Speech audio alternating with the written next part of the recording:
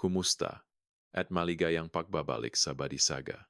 Ngayon, isang lalaki ang nawalan ng lahat, ang kanyang asawa, mga anak, pera, ngunit ang natuklasan niya sa huli ay mas sulit kaysa sa lahat ng iyon. Sige, simulan na natin.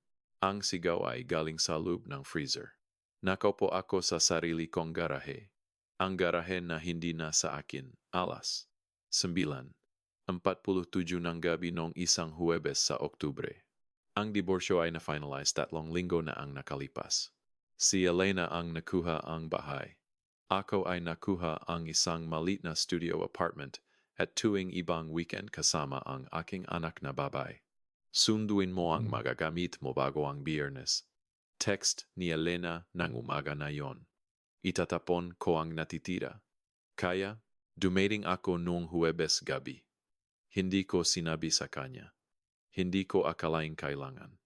Ang nga gamit ko ay nasa garahe, nakabox at naghihintay. Kukunin ko at alis. Simple.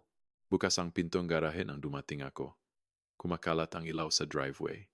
Wala ang sasakyan ni Elena, pero ang lada ng kanyang ina ay nakapark sa kalye. Si Galina, ang dating biyenan ko, ang babaeng ngumiti sa kasal namin at ginugol. Ang susunod na 14 na taon para siguraduhin na alam kong hindi ako sapat para sa anak niya. Hindi ko masyadong pinansin. Madalas kasi si Galina ang nagbabantay kay Irina kapag late ang trabaho ni Elena. Kukunin ko ang box ko, baka mag-wave hello at alis. Pagkatapos, ay narinig ko ito isang muffled na sigaw, mataas ang tono, takot na takot. Galing sa malaking chest freezer sa likod na dingding. Sandali akong hindi makaproseso kung ano ang naririnig ko. Luma ang freezer, isang malaking puting unit na binili namin sa garage sale noon. Doon namin itinatago ang frozen na karne, mga bulk na gamit mula sa hypermarket, ang overflow mula sa ordinaryong refrigerator namin. Isa pang sigaw, tumutunog mula sa loob. Tatay, tatay, tulungan mo ako. Si Irina. Ang aking 7 taong gulang na anak na babae ay nasa loob ng freezer. Tinawid ko ang garahe sa 3 hakbang. Hinawakan ang handle. Nakalatch ito pero hindi nakalock. Simpleng latch lang na hindi mabot ng bata mula sa loob. Binuksan ko ito ng mabilis. Ang lamig ang unang tumama isang alon ng frozen na hangin na punong yelo. Pagkatapos, ay nakita ko siya. Si Irina ay nakakuyom sa fetal position. Nakabaon sa pagitan ng mga bag ng frozen na gulay at isang bulk package ng manok. Asul ang mga labi niya. Maputla ang balat niya, halos kulay abo. Nanginginig siya ng sobra kaya nagumpugaan ang kanyang ngipin, parang castanets ang tunog. Kinuha ko siya, hinila palabas. Wala siyang timbang 43 pounds kang frozen nanginginig na bata. Manipis ang kanyang pajama, cotton, lubusang hindi sapat para sa 31 degree na loob ng freezer na iyon. Nandito na ako. Nandito na ako, anak. Nandito si tatay. Niyakap ko siya sa dibdib ko, sinusubukang ipasa ang init ng katawan, sinusubukang maintindihan kung ano ang nakikita ko. Gaano kakatagal diyan, Irina? Gaano katagal? Hindi ko alam. Inilagay ako ni Lola sa loob. Masama ako. Inilagay ka ni Lola sa freezer. Ginagawa niya iyon kapag masama ako.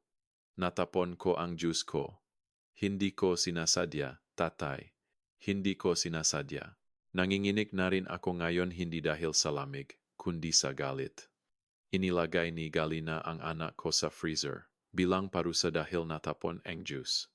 Nasaan si Lola ngayon? Nasa loob, nanonood ng TV. Sabi niya kailangan kong manatili hanggang matuto akong leksyon. Dinala ko si Irina patungo sa aking truck. Kailangan kong painitin siya. Kailangan kong tumawag sa 102. Tatay, sandali. Tumingin si Irina pabalik sa garahe. May isang bagay na hindi ko napansin noon. Isang pangalawang freezer, mas maliit kaysa sa una, laban sa kabilang dingding, kalahati na nakatago sa likod ng stack ng moving boxes.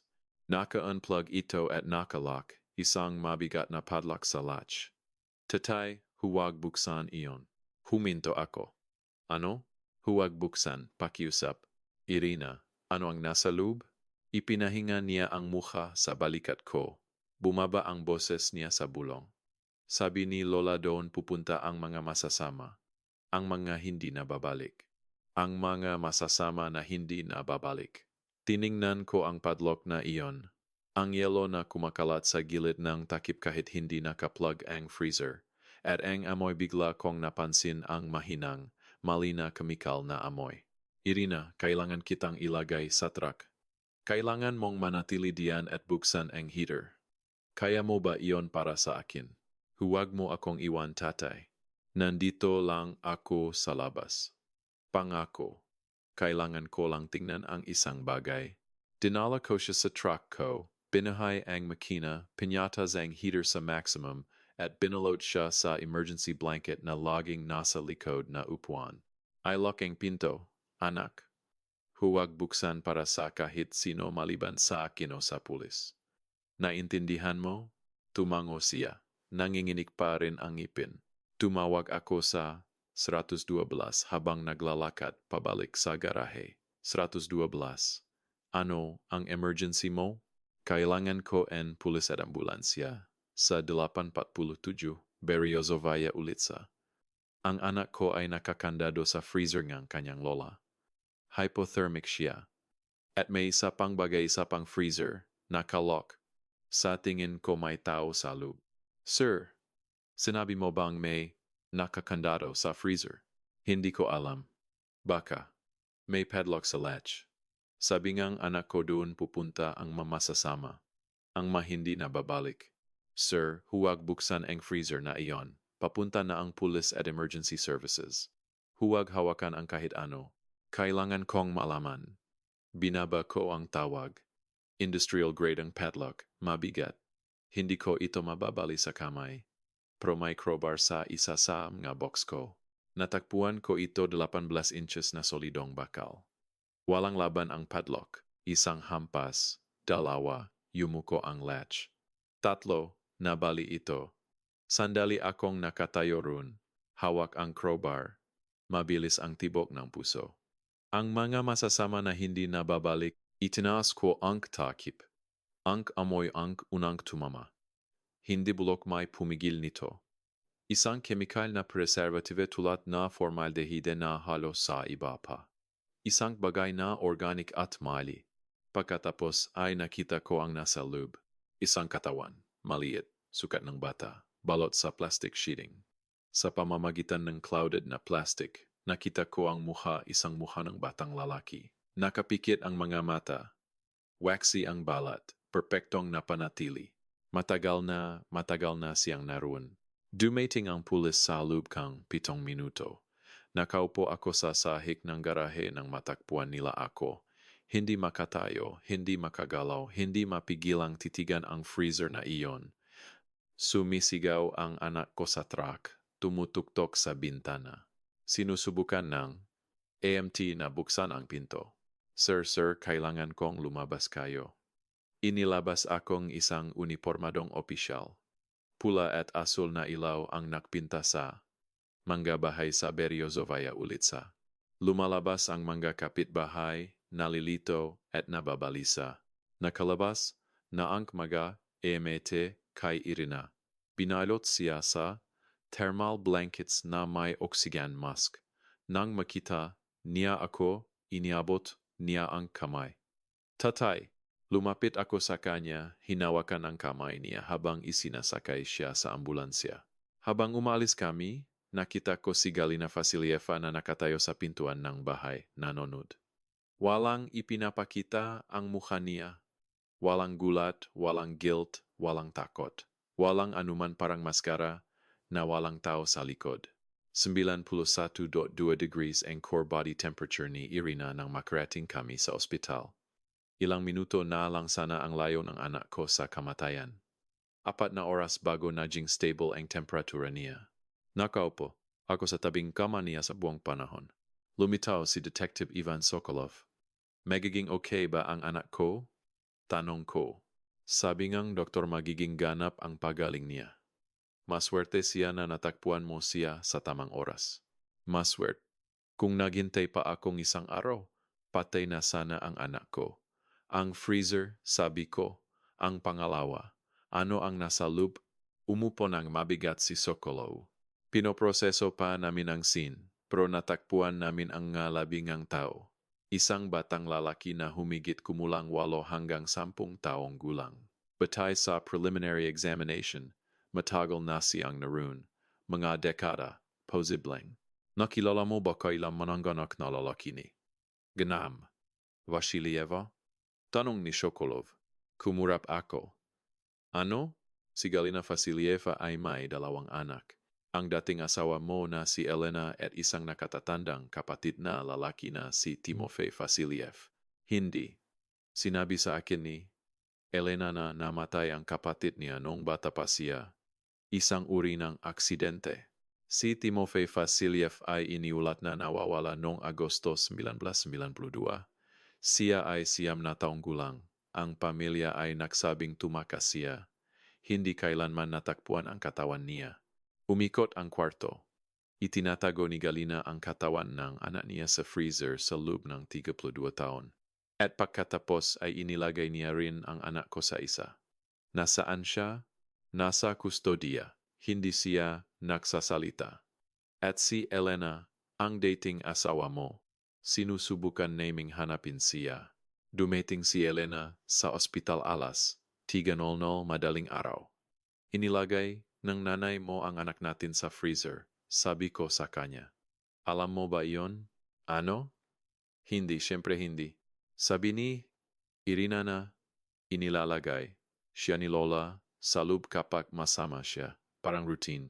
Pagkatapos ay sinabi ko sa kanya ang tungkol sa katawan sa garahe si Timofey. Tumahimik si Elena. Tumakas si Tim, bulong niya.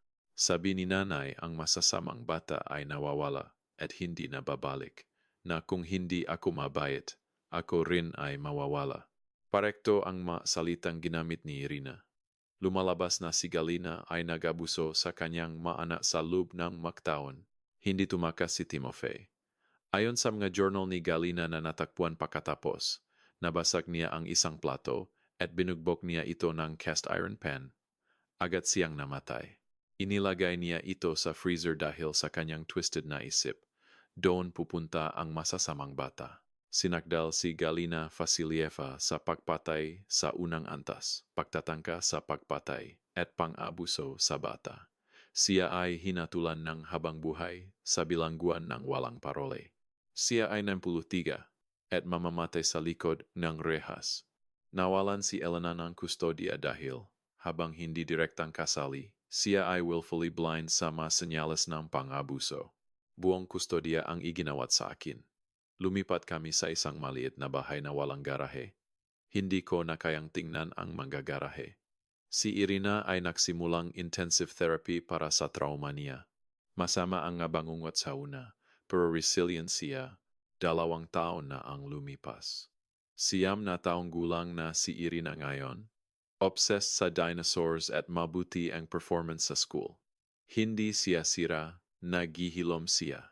Nakikita siya ni Elena ng 2 beses sa isang buwan sa ilalim ng supervision. Hindi ko na kinamumuhian si Elena na paktanto ko na siya rin ay biktima ng bahay na iyon, nabubuhay sa takot na maging susunod na katawan sa freezer.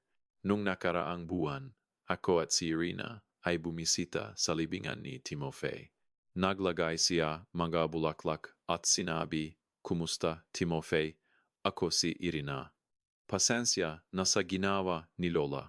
Ako rin ay nasa malamig na lugar, pero natakpuan ako ni Tatay. Sana may nakakita sa iyo. Hindi ka na mag-isa.